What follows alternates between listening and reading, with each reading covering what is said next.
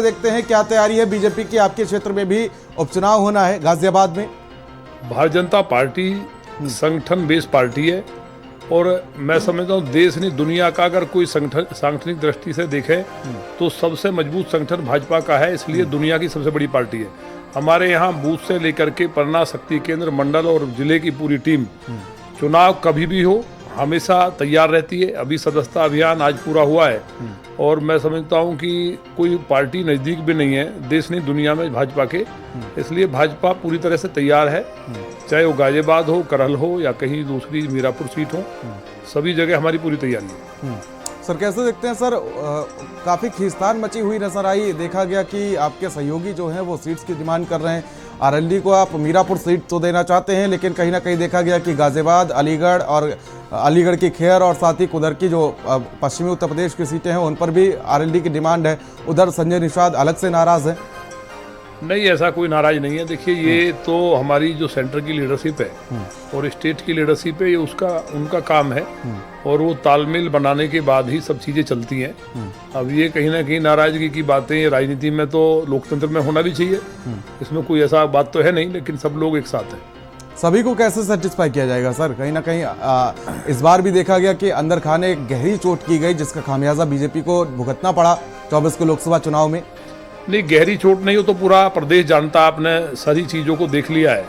जनता को भ्रम में डाला गया, पहले तो क्षत्रियों के बीच में इस तरह का कंफ्यूजन पैदा किया गया और ये रणनीति कांग्रेस मुख्यालय में दिल्ली में बनाई गई, जिसमें समाजवादी पार्टी के भी और बिहार से, बंगाल से, तमाम जगह से थे और एक पूरा ये लोगों के अंदर एक रूमर फैलाया गया कि भारतीय जनता पार्टी आरक्षण को समाप्त कर देगी, क्षत्रियों के साथ अन्याय हो रहा है। कुर्मी समाज में जो भाजपा का ऐसा वोट था जो कभी भाजपा से अलग नहीं हुआ, उनके बीच में एक जातीय विद्वेष भी पैदा करने की कोशिश हुई, लेकिन लोग अब इस बात को समझ चुके हैं और हरियाणा चुनाव का रिजल्ट सबके सामने है।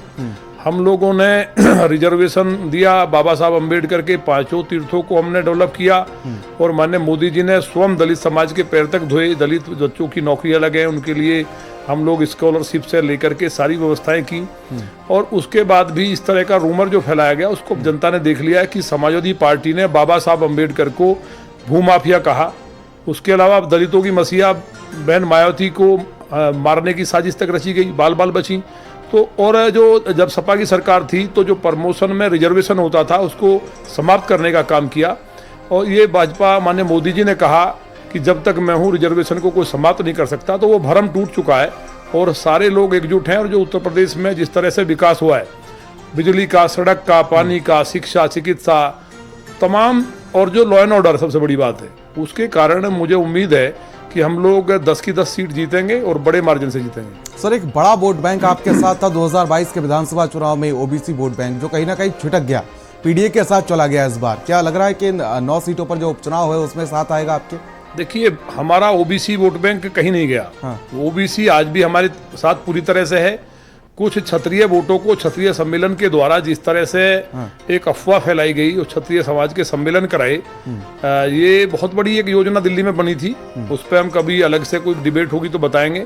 तो वो सब चीज़ भरम टूट गया, आरक्षण समाप्त कर देंगे। जिन पार्टियों ने बाबा साहब का कभी सम्मान नहीं किया, आरक्षण को खत्म किया, वो लोग कहीं ना कहीं नैरेटिव सेट करने में कामयाब रहे और एक भरम डालने में कि हम लोग उसका जो सोशल मीडिया पे हो सकता है कहीं ना कहीं पिछड़े, जिसका नुकसान हुआ। लेकिन पूरी तरह से पार्टी मुस्तैद है और जनता इस बात को समझ चुकी है कि जो लोग उन्होंने जो ये सब काम किए और बीजेपी ने उनके लिए संघर्ष किया, तो कहीं ना कहीं जो नुकसान हुआ वैसा संभव नहीं कि कभी होगा। 27 में होने वाले विधानसभा चुनाव से पहले कहीं ना कहीं जो 10 सीटों पर होने वाले उपचुनाव को सेमीफाइनल के तौर पर देखा जा रहा है और यहाँ से एक नैरेटिव जरूर सेट होगा। क्या तैयारी है सर बीजेपी की? बैकअप हो पाएगा 2024 का जो लोकसभा चुनाव में जो जिस तरीके से घाटा हुआ? हमने बताया नहीं कि जो तमाम चीजें थी जनता उनको समझ चुकी है और उनका बैकअप ही नहीं है। हम लोग क्लीन स्वीप करेंगे। देखिए समाजवादी पार्टी मुख्य प्रतिद्वंदी है। आज समाजवादी पार्टी के जो जिस तरह से जब सपा की सरकार थी तो आतंकवादियों को रिहा करने का आदेश हुआ। दूसरा सबसे बड़ा बलात्कार का समर्थन नेताओं ने किया, कार सेवकों पे गोली चलाई गई और उत्तर प्रदेश के अंदर जिस तरह से दलितों का लगातार अपमान हुआ, उनके हक को मारा गया और जातिवाद का जो नंगा नाच था और जिस तरह से पोस्टिंग्स थी, जो भर्तियां थी, उनमें जो रिश्वतखोरी थी, आज सारी चीज़ें यूथ भी इस बात को मानता है कि भर्तियों में किसी ने एक नया पैसा नहीं दिया। बिजली हमारे यहाँ 22 घंटे गाँव में, 24 घंटे शहरों में आती है। तो ये सारी चीज़ें सामने हैं। सफाई में हजारों करोड़ रुपए केवल जनता का वो नाचने गाने में उड़ाया जाता था। तो ये सारी चीज़ों के कारण जनता एक साइड निर्णय लेने जा रही है निश्चित तौर पर। ठीक है सर, बहुत बहुत शुक्रिया हमसे जुड़ने के लिए।